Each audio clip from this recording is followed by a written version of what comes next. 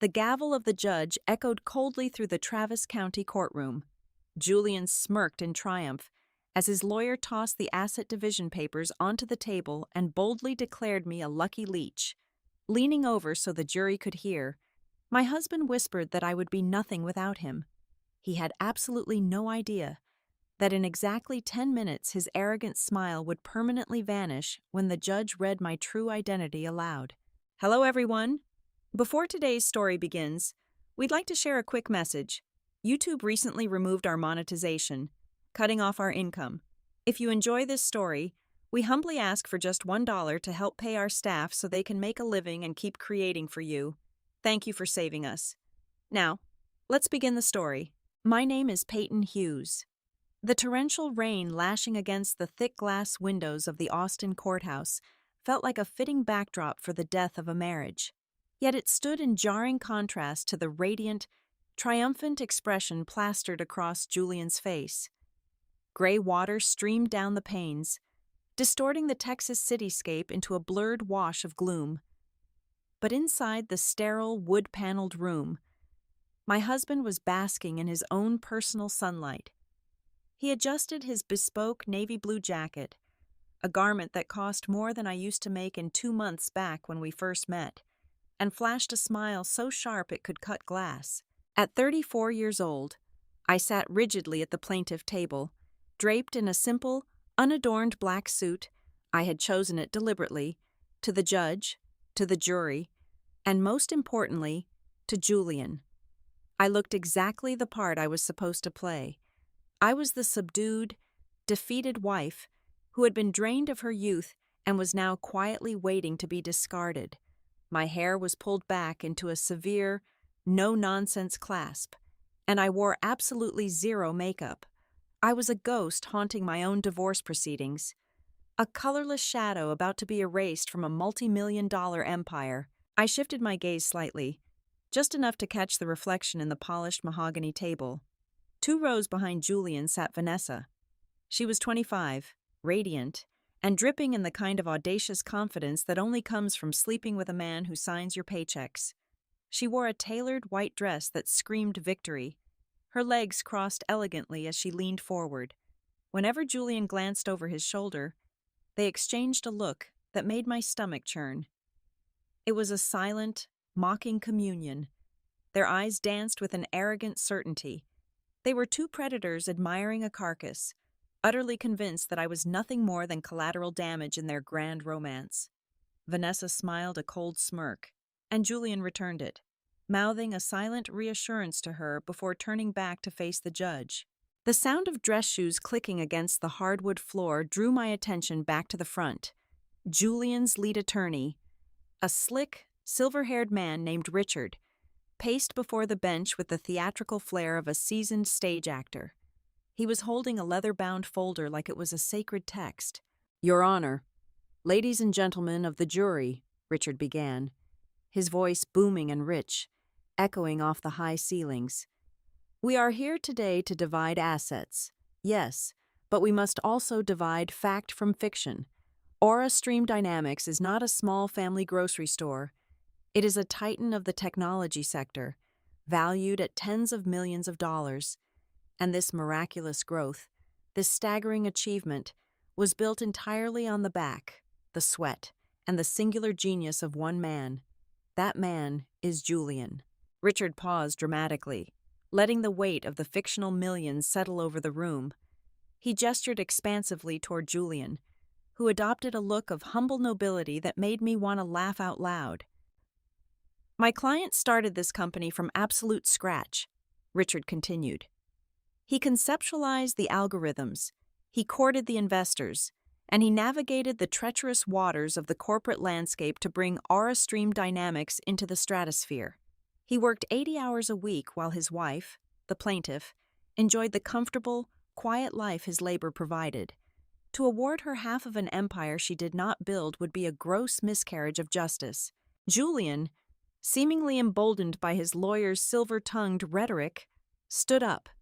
He buttoned his jacket with practiced elegance and looked directly at the judge, though his voice was projected loudly enough to ensure every single person in the gallery heard him.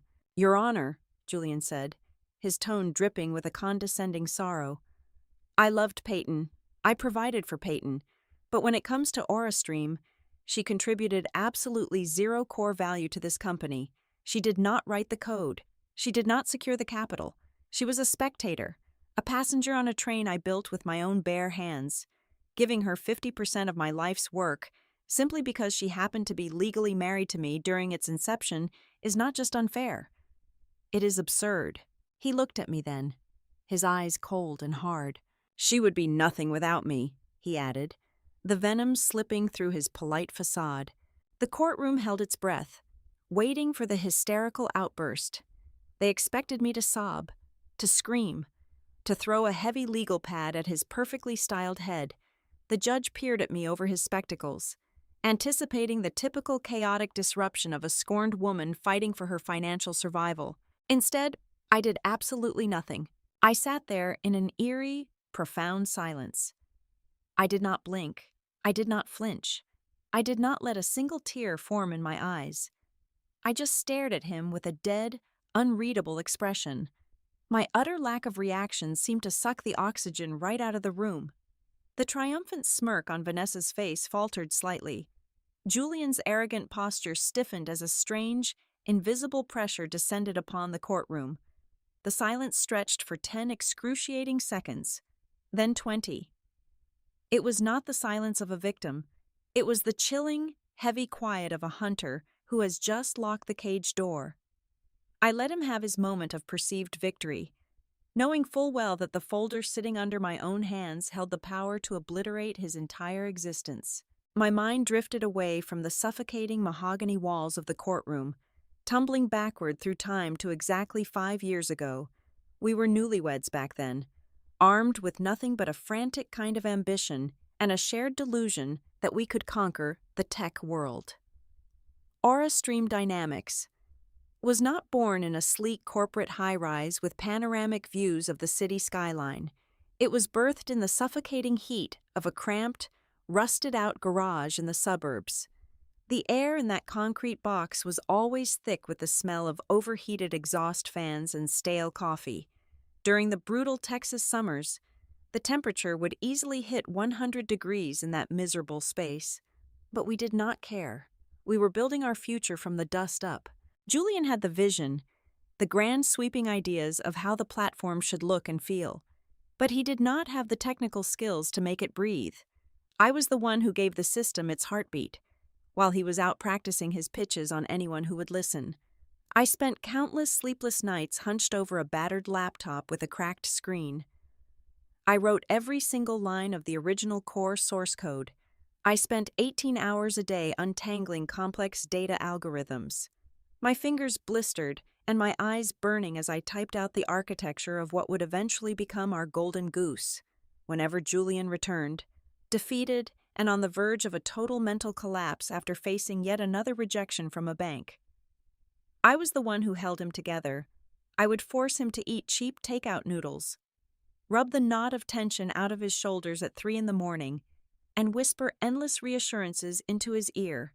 I poured every ounce of my energy, my youth, and my intellect into the foundation of that company, asking for nothing in return except the shared promise of our success. But success, when it finally arrived, was a poison that seeped into his veins. The moment AuraStream secured its first major round of funding and the profits began multiplying into the millions of dollars, the man I married began to vanish.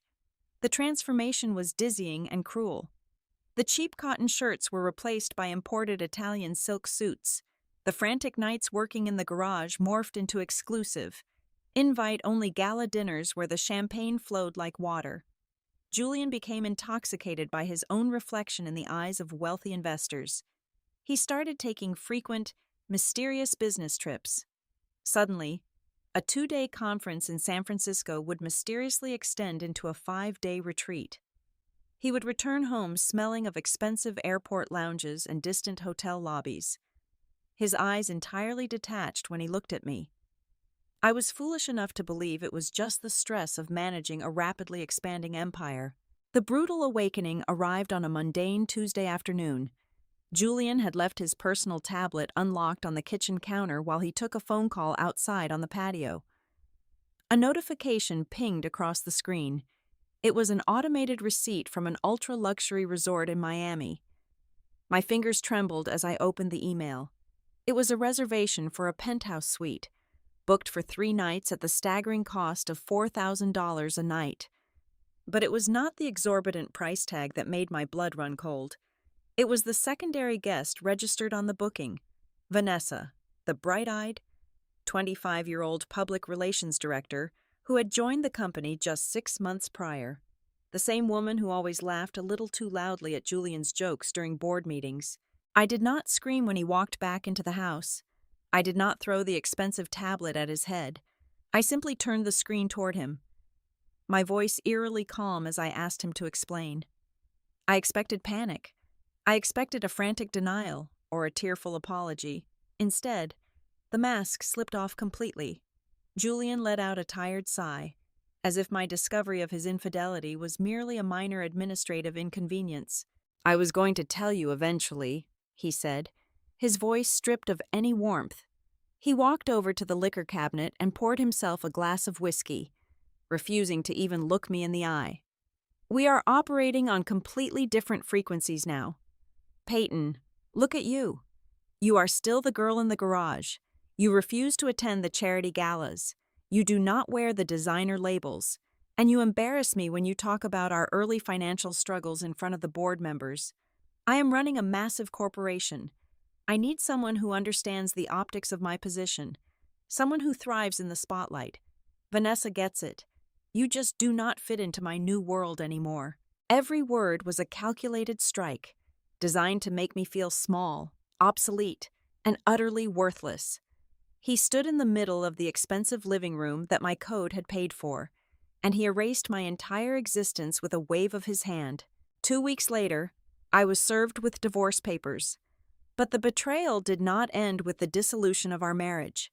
Attached to the petition was a convoluted settlement agreement drafted by a team of aggressive corporate lawyers. Using a series of complex, underhanded legal loopholes regarding the initial registration of our intellectual property, Julian had managed to structure the paperwork so that my legal ownership of Aura Stream Dynamics was reduced to absolutely 0%, because we had never formalized my equity during those chaotic garage days, and because he had quietly transferred the patents into a holding company under his sole name just months before. He was legally attempting to sever me from the very empire I had built. He thought I would be too devastated, too intimidated, and too financially exhausted to fight back.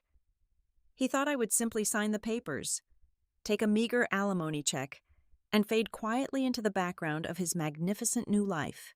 What Julian conveniently omitted from his grand narrative, and what his slick attorney completely ignored in his theatrical speech, was the catastrophic collapse that nearly erased Aura Stream Dynamics from existence exactly 3 years ago. It was late autumn, a season of bitter winds and plunging stock charts. The broader tech bubble was trembling, and our initial venture capitalists panicked. Over the course of 48 grueling hours, our lead investors systematically pulled their funding, leaving us entirely exposed. Server bills were piling up into the hundreds of thousands of dollars. Payroll for our expanding staff was suddenly a pipe dream. We were hemorrhaging cash at a fatal rate. I vividly remember the paralyzing terror that gripped the office. I remember the pathetic sight of Julian sitting on the carpet of his lavish corner suite, his hands buried in his perfectly styled hair, hyperventilating as he stared at a drafted bankruptcy declaration on his monitor. He was a broken, terrified man, crying like a helpless child about how he was going to lose his precious chief executive title, how he would be laughed out of Silicon Valley, and how his reputation would be permanently destroyed. He was 24 hours away from filing for Chapter 11 protection when a miraculous lifeline was thrown into the churning, desperate waters, a completely anonymous, fiercely private equity firm operating out of Delaware, operating under the imposing name of Apex Horizon Ventures, swooped in. They offered a massive capital injection, $50 million in immediate liquid funding. It was an astronomical sum, enough to not only clear all pending debts, but to catapult the platform into an untouchable global market position. But this salvation came with a brutal, unforgiving set of strings attached. The bailout contract was a masterpiece of aggressive corporate control. It included draconian clauses regarding equity dilution, board voting rights, and a highly specific dormant holding clause that could trigger an absolute transfer of ownership in the event of executive mismanagement. Julian did not care. Driven by sheer terror and an obsessive, sickening need to maintain his public image as a visionary founder. He did not even have his legal team review the fine print properly. He was desperate. He blindly signed every single page, practically selling his soul just to keep his fancy nameplate on the mahogany door and his face in the industry magazines. What he never knew, what nobody in that entire courtroom knew, was the true origin of that $50 million. 2 years prior to that financial crash, my eccentric, estranged biological uncle passed away. He was a quiet, reclusive man who lived in a modest wooden cabin, but he had aggressively and brilliantly invested early in global semiconductor manufacturing. When his will was read in a dusty law office, I learned I was the sole beneficiary of a fortune totaling over $200 million. I kept it a complete and total secret. Julian was a man burdened with a fragile, towering ego. He needed to be the provider, the undisputed genius, the grand savior of our household. If he knew his wife was suddenly worth hundreds of millions of dollars without lifting a finger, his pride would have shattered into a million irreparable pieces. I hid the immense wealth in secure blind trusts, choosing to continue living humbly, desperately trying to protect the fragile dynamic of our marriage and his precious masculinity. So, when Aura Stream was burning to the ground, I could not just hand him a personal check. It would have humiliated him beyond repair.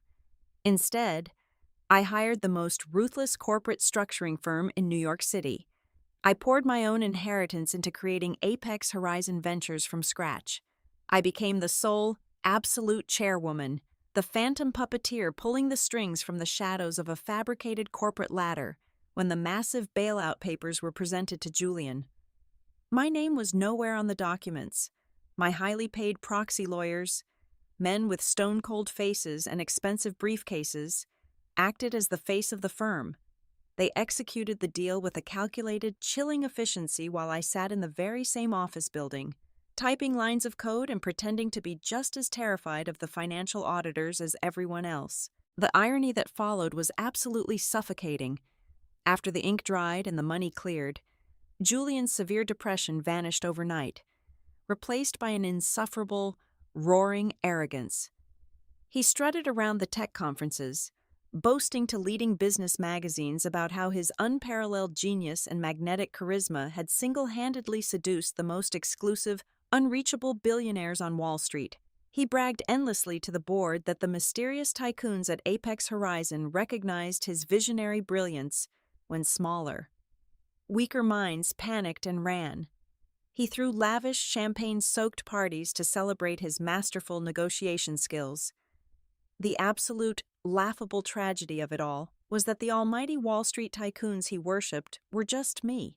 He was strutting around in imported Italian suits, buying luxury sports cars on company credit, and sleeping with his communications director, entirely oblivious to the fact that he had legally handed over the entire kingdom to the quiet woman washing his coffee mugs at home. He did not know it, but for the past 3 years, Julian had simply been my employee. For 4 grueling months leading up to the trial, I lived an exhausting double life by day. I packed my modest belongings into brown cardboard boxes and allowed Julian to believe he was systematically crushing my spirit. I played the role of the discarded, financially ruined wife to absolute perfection. But by night, under the sterile, fluorescent glow of a private conference room high above the city skyline, I orchestrated his complete and utter annihilation. I sat at the head of a massive glass table, surrounded by 5 of the most ruthless forensic accountants and corporate litigators money could buy. We dissected every single financial maneuver Julian had made since the day the bailout papers were signed. I did not shed a single tear during those midnight strategy sessions. I operated with the cold, mechanical precision of the very algorithms I used to build our platform. My legal team dug deep into the corporate ledgers, unearthing a staggering trail of arrogance and theft. Julian had grown exceedingly sloppy, blinded by his own perceived invincibility and the intoxicating praise of his sycophants. It turned out he was not just living a lavish lifestyle on his massive executive salary, he was actively siphoning off operational capital, routing funds through a labyrinth of shell companies to finance his illicit romance. We uncovered the digital paper trail proving he used $350,000 of company money, categorized under fraudulent marketing expenses, to purchase a custom-red sports car for Vanessa. Worse yet, he had brazenly diverted $1.2 million from our international expansion budget to secure the down payment on a sprawling, 6-bedroom waterfront villa placed entirely in her name. Every wire transfer, every forged signature, and every illicit transaction was perfectly documented, printed, and secured in a reinforced steel briefcase. He had handed me the exact rope I needed to hang him. The climax of my silent charade occurred during our mandatory pre-divorce mediation. We met in a neutral beige office downtown exactly 1 month before the court date. I dressed in an oversized, faded gray sweater, intentionally shrinking my posture to look thoroughly defeated and exhausted. Julian arrived wearing a custom-tailored charcoal suit, checking his heavy gold watch every 5 minutes, as if my mere presence was an unbearable drain on his valuable time. He slid a pathetic settlement offer across the table. It was an insult disguised as a compromise, offering me a lump sum of $200,000 and absolutely zero equity, provided I signed a sweeping non-disclosure agreement. "Sign it, Peyton," he sneered, leaning back in his leather chair with a sickeningly smug grin. "Take the money and start over somewhere quiet. If you try to fight me in court, I will bury you so deep in legal fees you will be paying me for the rest of your life." I kept my head bowed, allowing my voice to tremble just enough to be convincing as I told him I needed time to think. I acted terrified, helpless, and completely outmatched. He practically gloated, bragging about his untouchable legal position and mocking my inability to afford a decent fight. He revealed every ounce of his unhinged greed, completely unaware that his arrogant confessions were sealing his ultimate doom. He thought he controlled the board. He thought he controlled the bank accounts. But as the absolute chairwoman of Apex Horizon Ventures, I possessed the supreme authority to trigger the dormant executive mismanagement clause we had quietly embedded in the original bailout contract. 36 hours before the court date, I authorized a catastrophic cascade of financial blocks. My lawyers drafted the emergency injunctions to freeze every single one of Julian's personal and business assets. The trap was perfectly set. The tripwires were invisible, waiting for him to take one final, arrogant step into the courtroom. The morning of the trial, I stood in front of the bathroom mirror of my temporary apartment. I looked at the simple gold wedding band resting on my left hand. It was a relic from a timeline that no longer existed, a symbol of a promise made by a man who had died the second he tasted millions. I felt no sorrow. I felt no lingering attachment. I slid the ring off my finger and dropped it directly into the metal trash can. The dull clink it made against the bottom was the final, satisfying sound of my weakness dying. I was no longer a wife fighting for scraps. I was the executioner. That brings us back to the suffocating courtroom. Right to the very second Julian's lawyer finished his grand, insulting speech about how I contributed nothing. Just as the oppressive silence reached its breaking point, the heavy oak doors at the back of the room swung open with a resounding thud. Every head snapped around. Striding down the center aisle was Marcus Vance, the terrifyingly calm, impeccably dressed lead counsel for Apex Horizon Ventures. He bypassed the spectator rows entirely. In his right hand, he gripped the very same black leather briefcase that contained the meticulously gathered evidence and the absolute transfer of ownership documents. He walked straight past Vanessa, ignoring her confused glare, and approached the bench. Julian's borrowed kingdom was about to burn to ashes. The heavy oak doors swinging shut behind Marcus Vance seemed to break the spell Julian had cast over the room.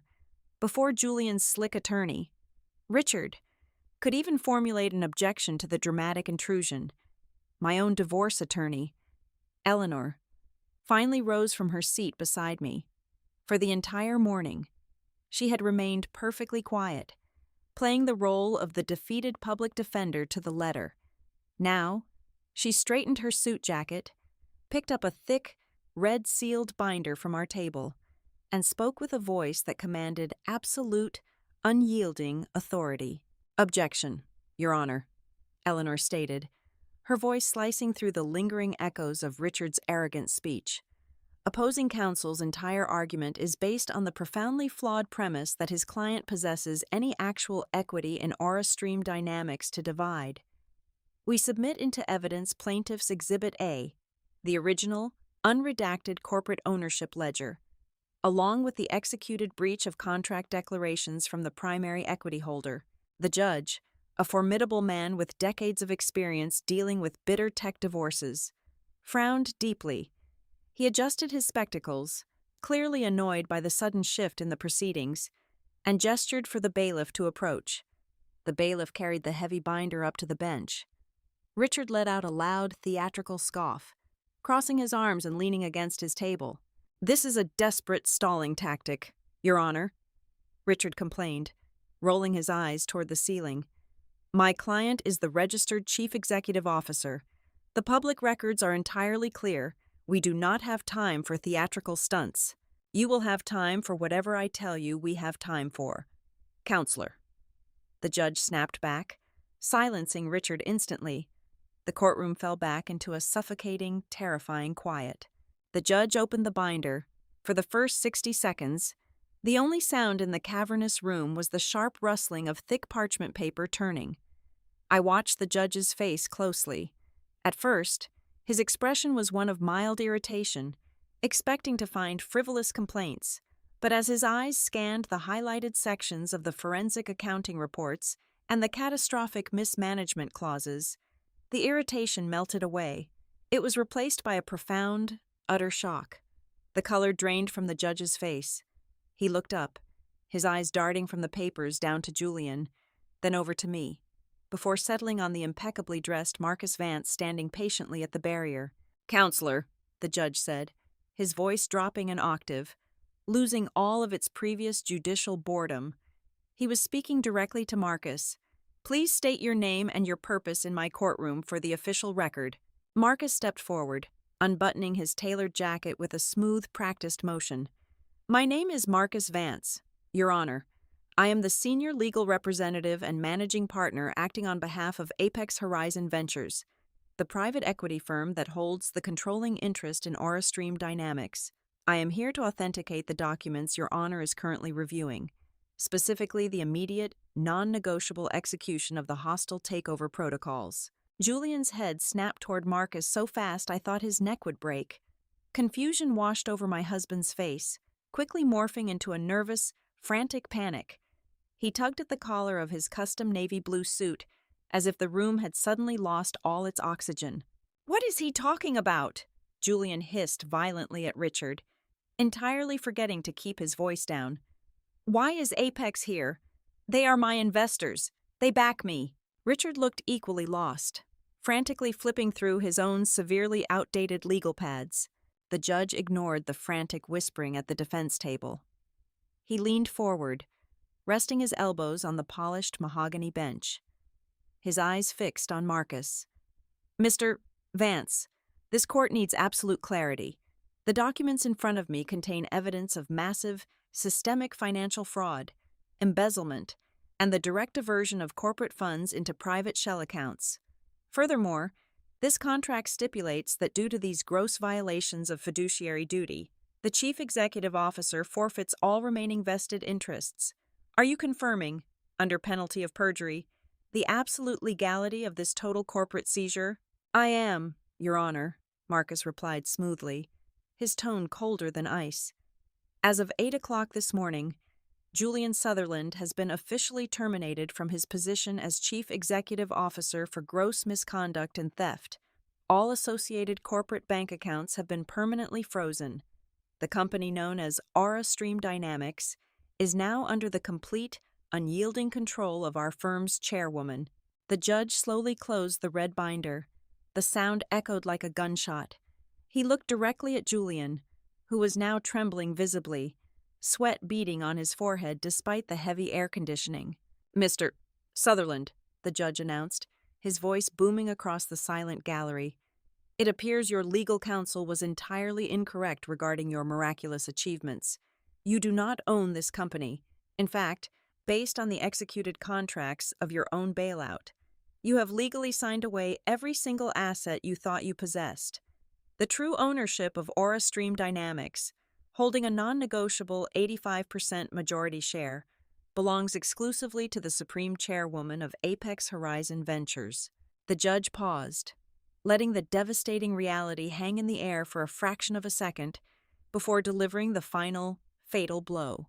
That chairwoman, and the legal owner of the 85% majority stake, is your wife, Peyton Hughes. The courtroom completely erupted, but all the noise sounded like muffled static to me. I was entirely focused on the magnificent, violent destruction of the man sitting across from me. The psychological collapse was instantaneous and absolute. All the imported silk, the expensive haircuts, and the manufactured confidence vanished into thin air. Julian's face turned a sickening shade of ash gray. His jaw dropped open, but no words came out. He gasped for air like a fish thrown onto the burning Texas asphalt. His hands, which just 20 minutes ago had been casually buttoning his jacket in pure arrogance, now violently gripped the edge of the defense table. His knuckles turned bone-white as his legs gave out, causing him to crash heavily into his leather chair. He was hyperventilating, his eyes blown wide with a pure, unadulterated terror as the realization violently crashed down upon him. He had not just lost his company, he had lost his fake millions, his stolen properties, and his entire fabricated identity. He was absolutely nothing. He was a fraud facing federal embezzlement charges, and the person holding the trigger was the woman he had just publicly humiliated. From the second row of the gallery, a piercing, hysterical shriek shattered the remaining tension. Vanessa leaped to her feet. The elegant white dress suddenly looked ridiculous on her shaking frame.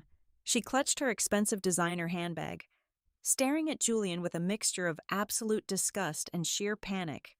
The realization hit her with the force of a freight train. She had thrown away her career and her reputation to be the glamorous mistress of a visionary billionaire, only to discover she was now permanently tethered to an unemployed, disgraced criminal who was about to drown in a sea of insurmountable debt. "You lied to me!" Vanessa screamed hysterically, her carefully curated public relations voice entirely destroyed. "You have nothing! You stole that money!" She did not wait for an answer.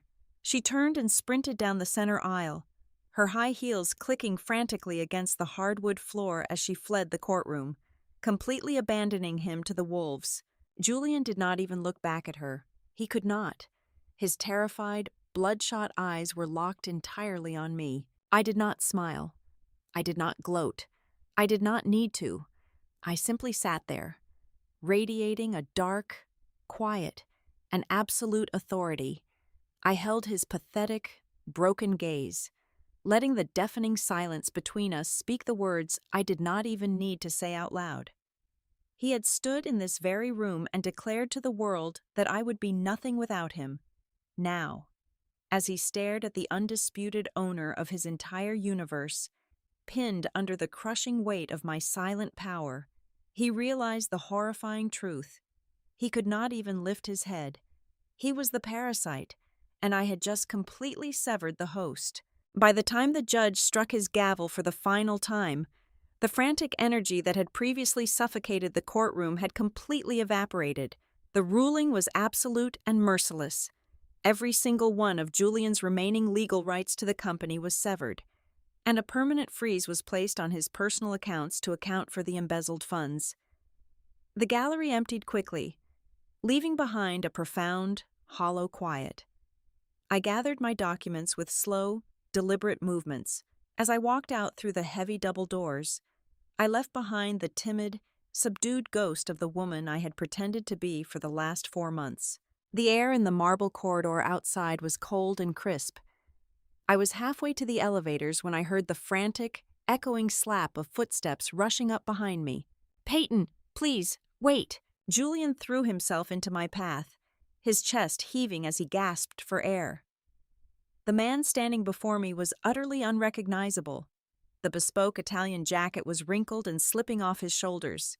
His perfectly styled hair was a disheveled mess, plastered to his sweaty forehead. As I stopped and stared at him, his legs gave out completely. He collapsed onto the cold marble floor, falling to his knees right in front of me.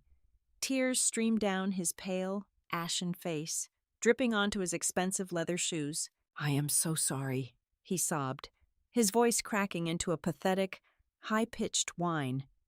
He reached out with trembling hands, desperately trying to grab the hem of my simple black coat. "I was stupid.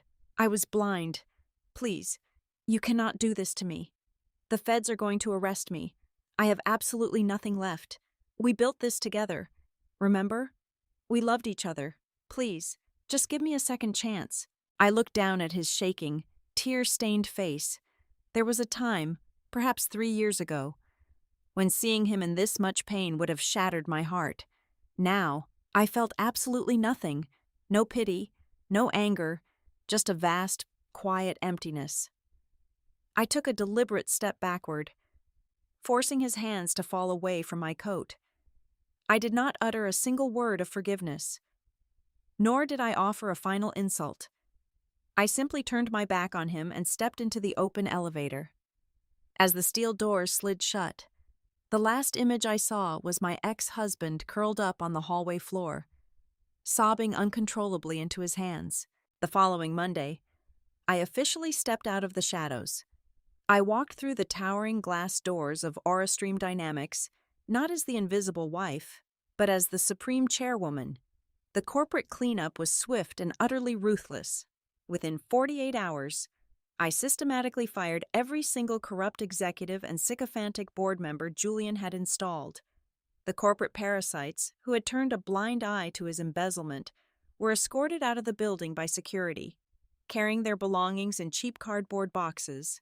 As for Julian, his descent into ruin was rapid and absolute. Stripped of his wealth and buried under an avalanche of federal lawsuits regarding the stolen corporate funds, he was evicted from his luxury apartment. Vanessa, realizing there was no money left to salvage, blocked his number and vanished across state lines before the week was over. Last I heard, the former visionary genius of Silicon Valley was living in a damp, run-down motel on the outskirts of the city, desperately submitting resumes for entry-level coding jobs. He was universally rejected, permanently blacklisted by an industry that despises nothing more than a confirmed fraud. My own life, however, blossomed into a brilliant, limitless freedom. I tore down the suffocating corporate structure Julian had built and replaced it with a culture of genuine innovation. Under my direct leadership, we expanded the platform into international markets, securing partnerships across Europe and Asia. But more importantly, I found myself back behind the keyboard. I began writing code again, feeling that familiar, thrilling spark of creation that had driven me back in that suffocating garage. If there is one truth I have pulled from the wreckage of my marriage, it is this. Society often mistakes a woman's quiet devotion for submission. They assume our willingness to stand in the background means we lack the strength to lead. But a woman's silent sacrifice is never a weakness. It is patience. It is observation. And when we are pushed to the absolute edge, when we finally choose to stand up and protect ourselves, that quiet endurance becomes the sharpest, most devastating weapon in the world. Thank you so much for listening to today's story. We hope you enjoyed it. As an ad-free channel, your support is what keeps us alive. Please support Violet Revenge Stories with just $1 via the QR code on the screen, or click the link in the description box or pinned comment. Also, we'd love to connect with you. Please leave a comment telling us which city or state you're listening from. Thank you for standing with us, and see you in the next stories.